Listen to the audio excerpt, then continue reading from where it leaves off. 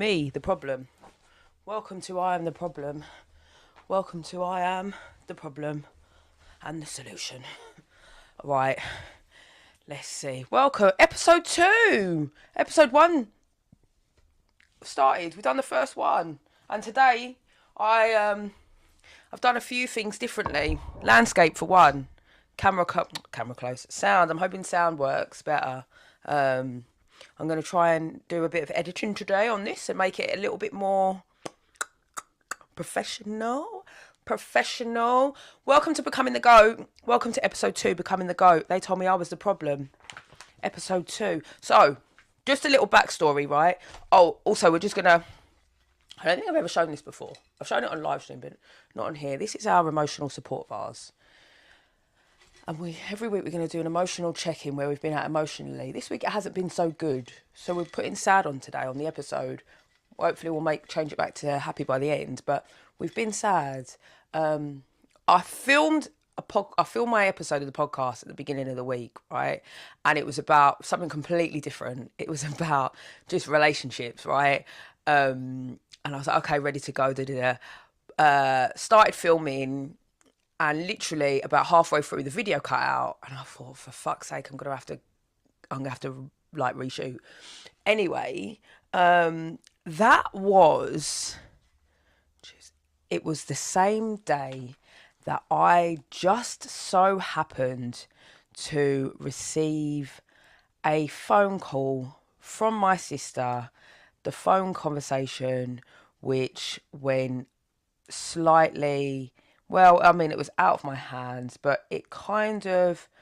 I posted it on my social media where I talk about my sister calling me the problem. She called me... I can't find it. Anyway, she called me a twat. She said I was selfish. That's why, you have no friends. That's why your marriage failed. And all of this stuff that she wanted to say to me, born out of anger and the fact that I wouldn't do what she wanted me to do, especially after 3 years of being estranged. We've been estranged for 3 years. We haven't had a conversation in 3 years. And the first conversation was her phoning me to tell me, you know what I'm going to do? I'm going to do some editing and I'm going to just insert a little clip of what my sister said to me right here. Phone me to what? Upset me? You trying to upset me? Well, it doesn't seem like I can. Why are you responsible? You're not sick. You don't have a heart, you don't have emotions. You won't be doing this. Yeah. I don't care. I was like, let me use I'm winging it, guys. Remember, all these podcasts, I'm winging certain stuff, but I'm like, I can edit and just edit the clip in after.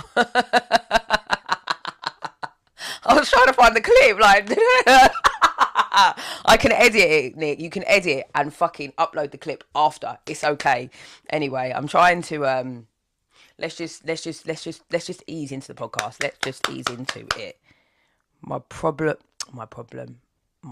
family problem. Yeah, my family told me I was the problem for as long as I can remember. So imagine one day, yeah, you got someone walking alongside you, yeah, and they just start prodding, right? They just prod. Constantly. Prod. It's annoying, right? And then eventually you get irritated and you bat them away. What happens in cycles like toxic family dynamics like mine is the family's the prod, the narcissistic abuse, the prod. There's something wrong with you. You're not good enough. You're the problem. If you didn't behave like this, I wouldn't do this. And all these toxic negative messages, you're selfish, all of this kind of stuff, yeah. And it prods you. And you just sit with the prod. Imagine sitting with the prod like you for years, like this. And you just wait. And then one day you think, I'm not having this anymore. Get off of me, right? And you think, I'm not going to do that anymore. And what happens is you react to the prod. And then in families and toxic dynamics, like say my family, they will make you the problem. Again, it just stands as you're the problem. Why did you back my hand away? Look at how aggressive you are. You're so angry. Why would you do that? What's wrong with you? It didn't even hurt. It's just a little prod. You know, all of this stuff that they try to do to make us believe that we're the problem. So they try and ingrain these messages into our brains. We sit and listen to them until eventually, hopefully, and if you're not there yet, where you're not, you're wanting to get away from the prods, yeah, but you feel like you can't do it, keep going, because it does come. And eventually, when we decide we don't want to take the prods anymore, it becomes about us being the problem. Why did you do that to me? Why did you this, that, and the third, right? And actually, I started to realise that those messages that were starting to get ingrained into my mind, they were placed there. So all the negative self-talk that I've ever had about myself, right? Because it's not born out of nowhere. Think about this. I'm a child, I grow up, and then all of a sudden, I hate the way I look. I'm fat, I'm ugly, I'm the problem. My mother doesn't love me because I don't do certain things for her, right? And I would learn that very quickly by, if I did something wrong, I would get the silent treatment for days on end until eventually she just started speaking to me again. So then what I began to realise as a child is I need to not do something. I need to try and not do things that are going to upset her so she doesn't give me the silent treatment and she will love me, right? So those are the messages that are fed into us from a very, very, very young age. And what happens is, with the prod, you start to believe that stuff. You start to think, I'm shit. I'm the problem. I'm bad. I'm wrong. I always had a negative self-view of myself for a very long time, where I would think that there's something wrong with me. Could not tell you what it was. I couldn't describe it. The only thing that I got to say was, is there something wrong with me? There's something wrong with me, man. Like, I don't know what it is. There's just something wrong. Like, there's something I'm not doing right. Everybody else in life understood the bit that I was missing, right? I missed the bit. I don't know what the bit was, but I missed it somewhere along the way. It wasn't implanted into my brain. I missed it. I'm wrong. Everybody else is better than me, including my own family. They're all better than me. Everyone else is above. I'm below. I'm less than. You're better than me. I'm worthless. I've got low self-esteem. And I've missed the bit. Can't work it out. Cannot work it out for the life of me, right? And the greatest thing that ever happened to me was, and I'm not going to start going off on many tangents today. The greatest thing that ever happened to me was I used to self-medicate through drinking drugs. I used to take drinking drugs to quiet that mind, that voice in my head that was always spewing all this negativity at me. You know, if I wasn't hearing it firsthand, it had seeped in through the years of abuse that I was getting through my family, my mum and my sister. It had seeped in, so the noise was just constantly there, and I would escape that noise by using drink and drugs, and my brain would just shut up instantly.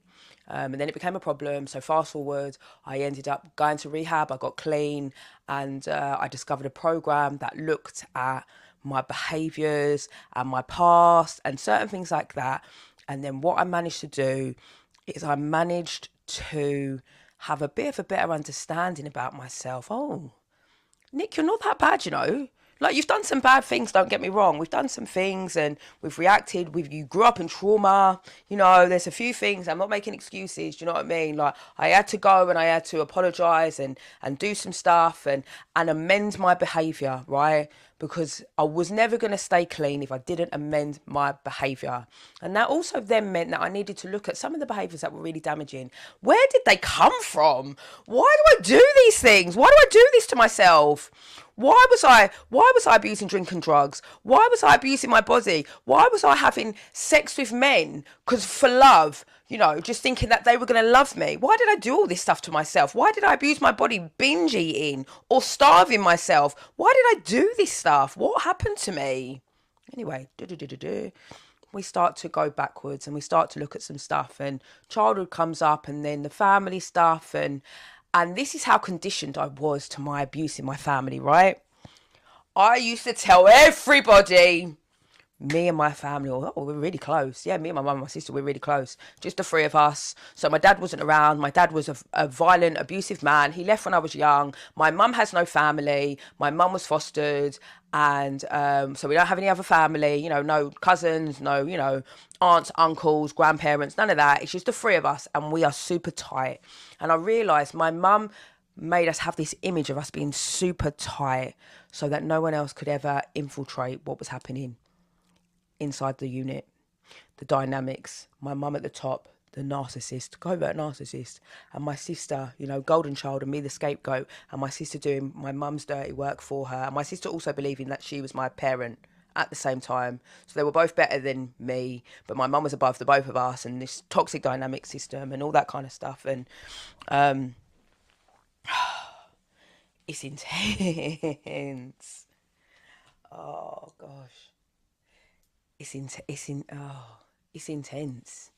It is. I've lost my train of thought completely. It is intense, and I was brought up in a family where we were like, the message was, we're super close. No one can infiltrate this system that we've got. We're a close family unit. My mum's been through so much hard, you know, struggles in her life, and she's got her two daughters, and, you know, the girl she always wanted, but she never wanted. And we're amazing, and all that kind of stuff. Anyway, you know, eventually, you know, it can't just be us as a family unit. We start to we date. I remember my sister got into a relationship with someone, and I never ever forget it, right? Because it's a similar experience to when I met my ex-husband. When my sister met her first partner, I remember the girl was sort of saying about how controlling my mum was, and my sister would say, oh yeah, she used to say, like, we're controlling, and my mum flipped out. My mum flipped out and lost the plot. And it was almost like everything around her was collapsing, and she needed to rein back in control. And eventually they broke up, and my mum was so happy. And it was a similar pattern with my ex-husband, where she would want to isolate me from him. We was together, but she didn't really want us to be together, or she didn't want me and my ex to have a closeness that we eventually built. And I eventually went on to tell him everything about me, everything about me, everything about my childhood, everything about the way I was brought up, everything around the things my mum had done, loads of secrets that I had kept in my life for a very, very, very long time. I told him, and it was so powerful. And I don't know why. We still have a real closeness today, me and my ex-husband, when we're not arguing, but we have a closeness. And I remember when I told him about all that stuff, and he was really supportive. Like, he was supportive, and even to this day, he's still been really supportive. And he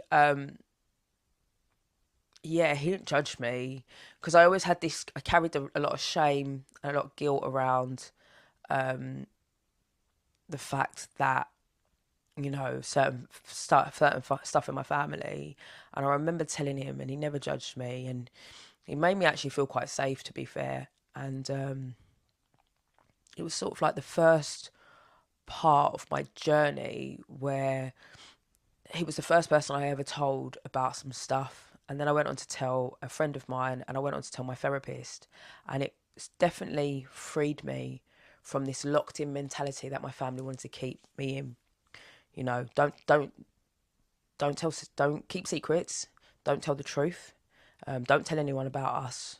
We portray what goes on in the house stays in the house, and we portray this image. And so no one, and essentially what it does is, the reason why that happens is they can keep us in a cycle of abuse without us even realizing it. You're the scapegoat. We're now the goat, yeah, but you're the scapegoat. You're scapegoated for all the problems. And if anybody else from the outside comes in and sees what's happening, it can start to fall apart. And for me, what happened is it started to fall apart. And I'm so grateful for that. I eventually, over time, managed to gain a strength. And I want to go into this. So this conversation, insert clip here. Phone me to what, upset me? You trying to upset me? Well, it doesn't seem like I can. The way you respond to me, you're not upset. You don't have a heart, you don't have emotions. You wouldn't be doing this. Yeah. This conversation that I had with my sister, where, so she phoned me on Tuesday. I filmed my podcast in the daytime. I was at home, and she phoned me, and I didn't know it was her. So I had a lot of messages on social media since I posted that, a little clip. I didn't know it was her. It was an unknown number. I just answered it, and I answered the phone, and it was her. That was it. I didn't ask her to phone me. You know, people say, oh, you need to be completely no contact. I am no contact. Like, we need to get this, like, understanding. Like, life is life, though, yeah? Life is, you know, like, if I could go absolutely 100% no contact and never, ever, ever, if they never reach out to me again, that's great, you know? But there's nuances to this. And I always say that to people about being no contact. Like, because also, when we go back, just going off on a bit of a tangent, yeah? When we start to say these messages, oh, you need to be this and you need to do that, it keeps people in a cycle of shame. You're shaming me. Why didn't you do this? Why didn't you do that? Why am I being shamed for a decision to answer my phone? And it just so happened to be my sister, you know? It was a very powerful thing that happened. But that's life. And, you know, life isn't perfect, you know, and drop it in the comments if you can. Like, let me know if you are no contact, yeah? And you still get your family try and reach out or try and say stuff to you or try and pass messages on and all that kind of stuff, you know? So, yeah, my sister phoned me. It was a conversation. It was a one-sided conversation where she wanted me to do something. And because I said no, what ensued was abuse. So,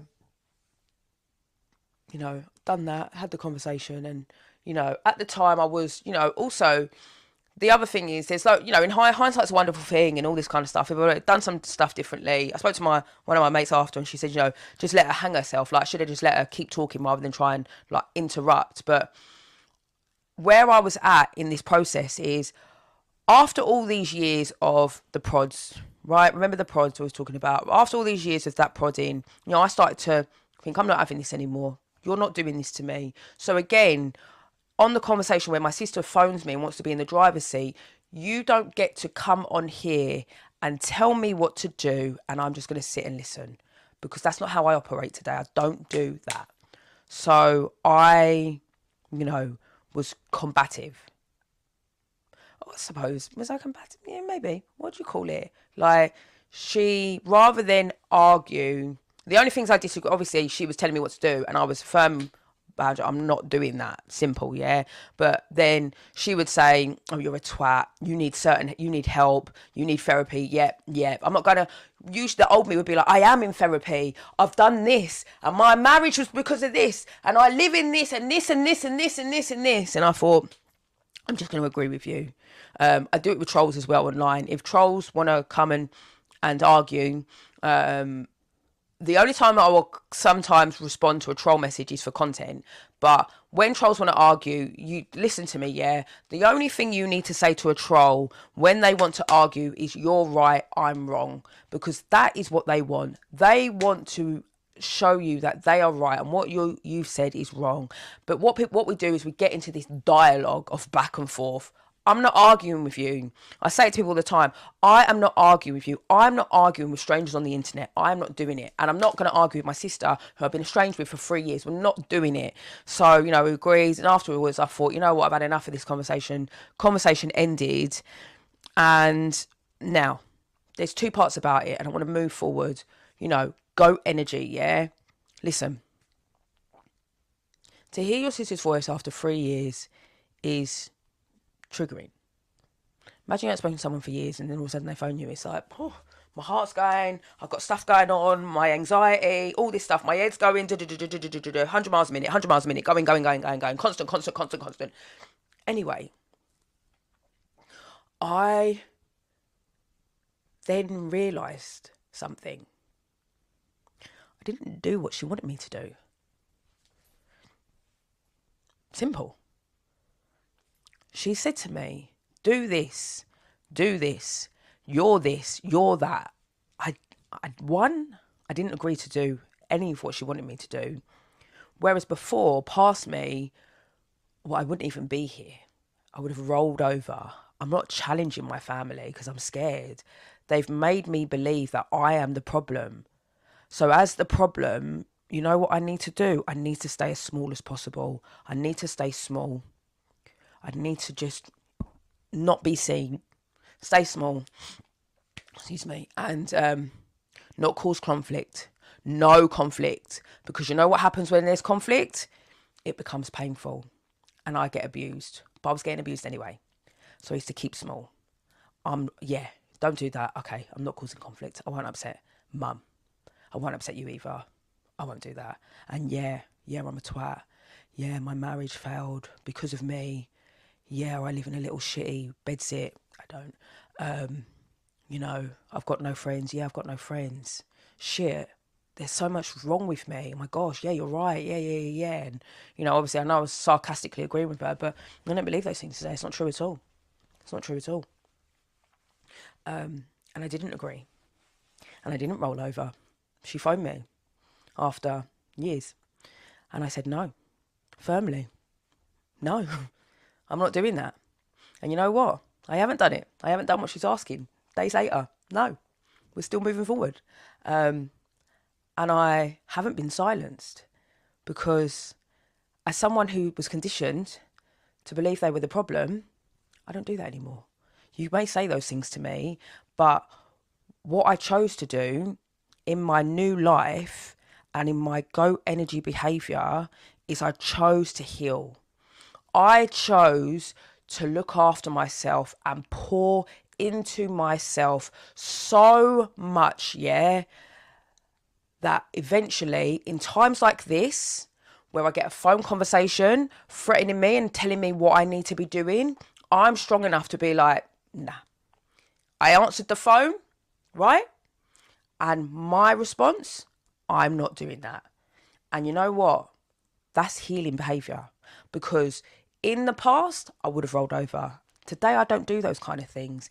And that's where the proof is in the pudding. You know, like we talk about, or say I talk about, I'm on a healing journey. I'm in recovery. I've been clean for 12 years off of drinking drugs.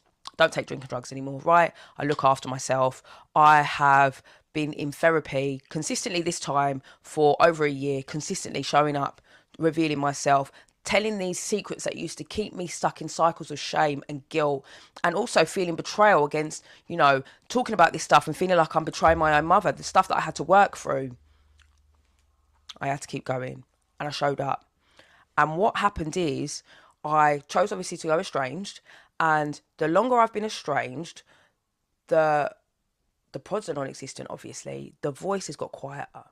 So that negative self-talk that I was talking about in the beginning, you're the problem, you're the scapegoat, there's something wrong with you, you're selfish, oh, you're just a drug addict, look at your life, look at how shit it is, look at how shit you are, no one's going to love you, I don't love you, you're not good enough to be around us, you're not good enough, you're not good enough, you're not good enough. That gets quieter. And eventually, sometimes, it comes up, something happens, I'm speaking to someone, or I get rejected, or, in my day, all that kind of stuff, and you think, oh gosh, I'm the problem. Or I go online and get these messages. Oh, oh yeah, there's something wrong with me. Or, you know, I was at jobs and I've left jobs and I think, oh yeah, I can't do anything right. Then the other part of me kicks in. Fucking hell, Nick, you're great. Yeah? You know what? You're doing it. You're doing it, girl. You're doing it. You know what? I am so fucking proud of you. This whole thing here was done by me. I'm looking at you, talking to you through my podcast that I started, which was started by me. You know, editing, it's all basics, right? But I started it. I done it. Episode 2, yeah? I show up for myself every single day. When I go to therapy, when I take my medication, yeah? When I get outside and go to the gym and look after myself mentally and physically. When I set boundaries with people because I don't like how you're treating me. When I say, no, I'm not having this no more. I'm not doing that. Yeah, when I start to, you know, get out of my comfort zone and do things that really, really, really scare me because I never ever thought I was going to be capable of doing that ever in my lifetime. That's what we call goat behaviour, yeah? Goat behaviour. Getting up in the morning and going to the gym is goat behaviour. Going to your therapist and sharing about lifelong family secrets that have kept you stuck for years and years and years, that you were told you shouldn't talk about, or you were just conditioned to know that you weren't meant to talk about it. It didn't even have to be said. And you go and reveal it, and you start revealing yourself and getting this stuff off your chest like a weight has been lifted, and you start to realise that you're not the problem. And then what you start to do is you start to set goals. Little small goals. When I started setting goals was really, when I can really remember it, was when I first got into recovery. My first goal was to get to a year clean, right? That was a goal because I just couldn't stay clean for the life of me. I had to numb out what was going on for me and I had to stay clean. I really needed to do it. Anyway, eventually as time passed, I got to a year. Then I wanted to do more stuff. I wanted to get my degree. I'd quit university 3 times. 3 fucking times I quit university. And I thought, this is my 4th time. Get my degree. I got my degree. I remember doing a foundation degree just before my degree. And I was just about to quit.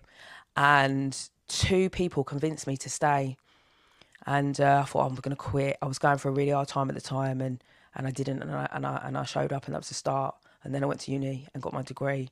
You know, I've done stuff, you know, I bought a house, you know, marriage, all that kind of stuff, the outside stuff. But you know what I did? I fucking put myself first. I made sure that I was my number 1 priority in my life. And I made sure that I was going to do, I have a saying, it's called whatever it takes, do whatever it takes. It's a do or die saying. It means, listen, you're not stopping me here. I'm going to do this. I've got this. Do whatever it takes. And I've done that for as long as I can remember. Right? And today, Sunday, you know, I've had to re-record this and all this kind of stuff. And it's, you know, I'm just sat in my den. Hold on. I don't know why I have this. Like, my little fucking notepad. My iPad comes everywhere with me, if you didn't know. It's like my little fucking... It's like my fucking pet. So if you see that, it's just my iPad. It's literally everywhere. I don't have a TV, so I watch stuff on my iPad. But it's just literally, and it's got my whole life on there, my business, everything on there, right? I need something else. I don't know. I need something different. But yeah, I just want to show you this as well. This is, I used to have a knitwear business called Nick Piercy. I kind of stopped doing it. But I went to uni, taught myself, you know, fashion and pattern and I can make clothes and all that kind of stuff. And then I decided I wanted to teach myself how to knit. One of my goals, goat behaviour, yeah? I wanted to teach myself how to knit. And I did. I taught myself via YouTube. I taught myself. And then I made this. Let me show you. Am I still in shot? I hope so. I have to just edit this bit out, but there we go.